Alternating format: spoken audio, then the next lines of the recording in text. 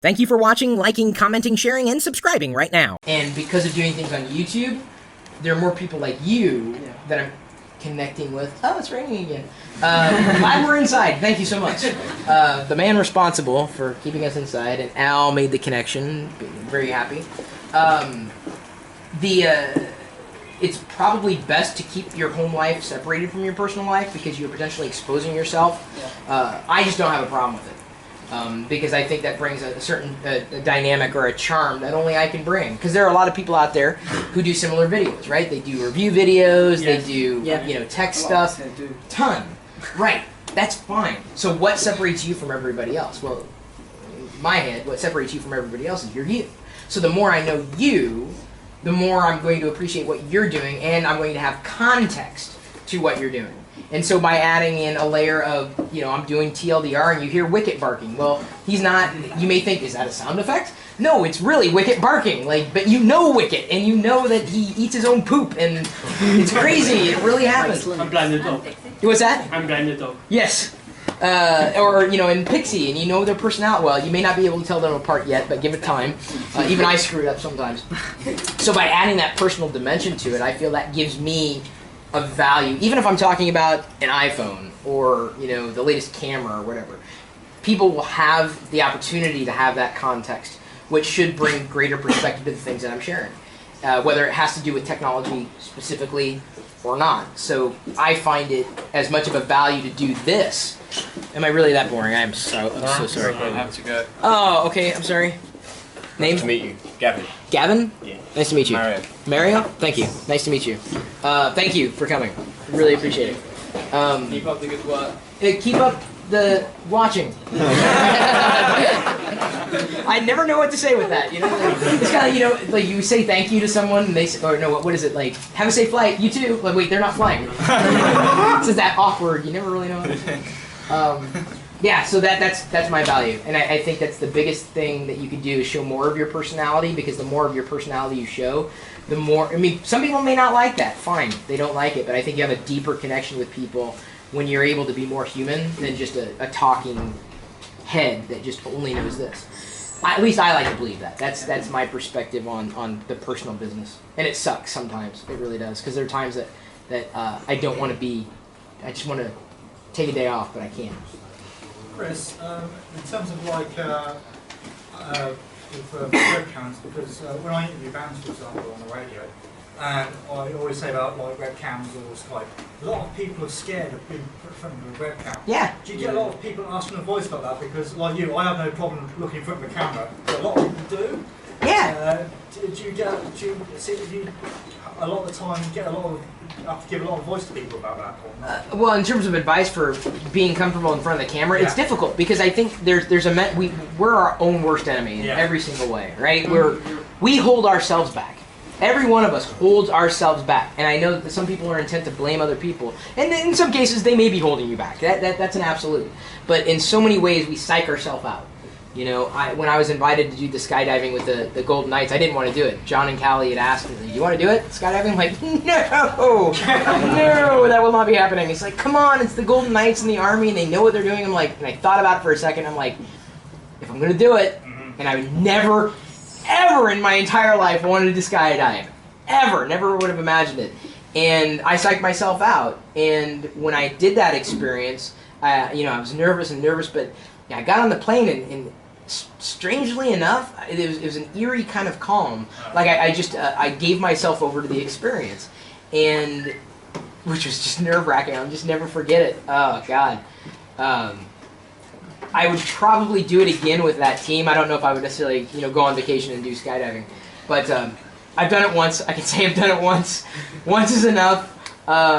But I just gave myself over to the experience, even though it was not. It would put myself out of my comfort zone because again, I'd psych myself out. Now, if you had a spider, like a tarantula right there, no way in hell I'd get the hell out of London. I'd just make a beeline for the nearest exit. That would not happen. Like there's some things I will not do, but it's all in my head, right? Yeah. And so that camera, when you have context to, it's being recorded. It's going to be out there in permanence, and that's one of the reasons I like video more than photos.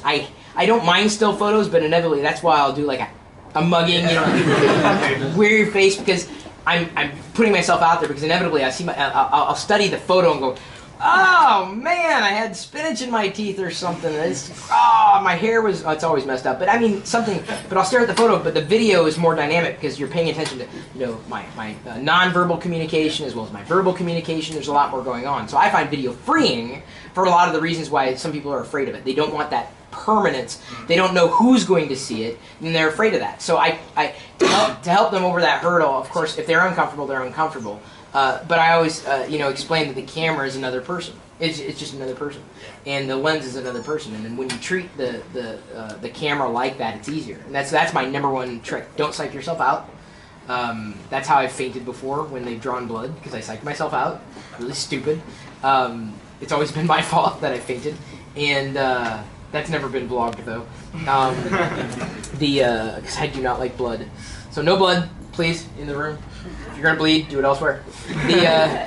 But yeah, treating it like another person. That sometimes may add context. They're still gonna be nervous. I'm like, you're talking to me, but just pretend I'm the lens. Yeah. Yes. Sorry, I've got to go. I was wondering Oh. a few favours. Yeah. Not at all. Yeah, absolutely, for sure. I'll take it. Yes. Sure, good light. Sorry, your name? Jack. Jack. Yep. Nice to meet you. And everybody, give him the face.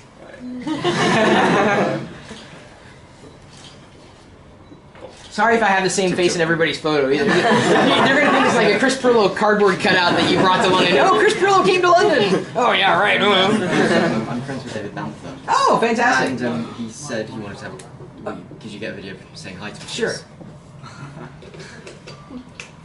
David, why are you still in Florida? Why aren't you in London? We have sunshine-ish and a lot of people. It's nice to do this video for you in London. Yeah, thank you. And one more, could I just get a picture of the vlog camera? Yeah, absolutely. Go ahead. The funny thing is, I totally forgot I was going to give the base of the camera. That's the second base. I was going to give it away. No, thank you, Jack. Appreciate it. At Vlogger Fair, and I totally spaced it off. So there's still a chance of having that original base of the Vlogger Fair camera, which is at home, and I don't want it anymore. I hate collecting things, other than minifigs. I don't hate collecting everything. Garbage Pail Kids, minifigs. I'm a kid, art, postcards. I don't know if I collect postcards. I mean, I have them, but I wouldn't consider it. It's a stack. Lego. What's that? You collect Lego a lot. Yes, absolutely. Although just the minifigs, not so much the question. Hi, Chris. Yes. I remember watching one of your videos on the Trig-Solve app that you had. The which one? It was Trig-Solve. It would solve trigonometry with your iPhone. Did it? I showed an app that did that? Yeah. Really? Anyway, yeah. Oh, fantastic. You wish that you had it when you were in high school. On a calculator. No, you wish you had the iPhone. Oh, I wish. Yes. Yeah. Oh, yeah. But I've heard that you've also said things like kind of wish you didn't have the internet because you'd overexposed certain Yeah. things on there. What are the costs right now, you think, of having so much internet and so much access to such a wide body of information? Because you have, would it be difficult for an individual to try to gain traction and popularity when there's so much content out there? So, how do you break through that? How do you deal with it? Yeah. If you want to have content be paid attention to, I guess, is that kind of to put a finer point on it in Americanese? I'll go back to. I'm sorry, your name again? Yanni. Yanni? Yeah. What Yanni said. Yanni? Yeah. Okay. Verifying because I'm turning into dad. My ears are going to get bigger. You're going to tune into TLDR one day. Like, when did Dumbo take over? I'll go back to that. Personality, and that ultimately is going to separate you from everybody else. And it takes. You have to do a lot. What I've learned though, and I've mentioned this to a few people, like they've got a great Twitter following, and not just the amount of numbers, because it's difficult to look at subscribers and see that as everything. But typically, if you have a higher YouTube engagement, you're going to have a higher social engagement, like all across the board. And I found that to be true, and I'll go back to the idea that when you're on YouTube, am I boring you? No, okay. You're more tired than I am, I'm sure. No, I'm giving you. I've had it for a couple of days. That's why. Oh, I'm sorry. It's the idea that video can interconnect you with others, and by adding more personality, you're giving more context to the videos that you're doing anyway. There are two types of vloggers, and I learned this through Clintus. McGintis, who was one of the original vloggers long before YouTube at a time when it's hard to for many people to remember, but that vlogging in its inception wasn't on YouTube. It was individuals producing videos on their blog and publishing independently because they didn't want to give YouTube their content. Well, back when I had to make a decision, you know, like, do I use YouTube or produce elsewhere? Well, at that point, I really wasn't doing a lot of videos. I did 1 or 2 in the beginning of the YouTube channel just to try to find my voice in it, and you know, didn't have really the right path to go down, something that would work for me at that time. And I said, no, there's more people out there who don't know who I am than do know who I am. And so there's a greater chance of connecting with community in a place where the rest of the community is. I got to go to where community is. And I've said that about community in general. I got to go to where they are. But I've started to produce more videos that were more informative, so that's the educational component of my edutainer label. You know, the education part is the crux of how most people would discover, because they were looking for information, and either my personality pulled them in or it repelled them, or they were ambivalent. You don't. That's the thing. You don't want when you're building audience or community. You're not in the middle. You guys are on the extreme positive side. Everybody who's in this room, because you made an effort to be bored off your rocker this afternoon, and get wet, and then come to a basement. This is which is actually a gas chamber. Just so you know. So you're all dead. This is a happening. So you want them on one side or the other. So you either want them to love you or you want them to hate you. One side or the other. And hopefully more of them love you. But when you add vlogging on top of that, from having information, you may find you get better traction across the board. But there are people who just vlog, period, and they're going to have potentially a more difficult time finding that audience. Because those are the only things they do, is just like, if you don't do another type of video, like a beauty video, tech stuff, entertainment, having a vlog can accelerate that, but not having that entertainment component, just nothing more than, hey, I'm brushing my teeth right now. They may not know who you are, and they may not care enough to know you. You're just throwing your story out there without any relevance. They don't have context or enough context yet. So there are people who've done that very well. I mean, they've got a unique story, a unique experience, and they share it, and they know how to present themselves, and whatever they're doing resonates. But ultimately, what will spell the difference between someone who's going to succeed and someone who's going to continue to spin their wheels, at least with vlogging, not so much the information stuff, because obviously if you don't know what you're talking about, or you can't present yourself in that way, you're going to fail anyway. But the vlogging component, the less of a personality or story that they have, or inability to share that effectively, you're going to continue to spin your wheels. And unfortunately, there are people who just they've got their hearts in the right place, but maybe with a little bit of coaching it can come out. But it's kind of like it's an art, and I'm not an artist by any stretch. But it's to be able to do it and to stick with it takes time, and to have something that other people find valuable. In one way or another, whether it's just wasting 10 minutes a day, or they're looking for information, or they think it's fun, it's going to be tied into you as someone who's putting it out there. And even though you may think, and I don't know you from Adam. I don't know if your name is Adam, or if there's an Adam in the room. But it's a saying we say in America, I don't know you from Adam. Trying to break down the language barriers, people work with me.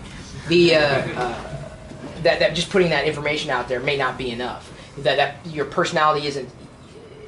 It's not the.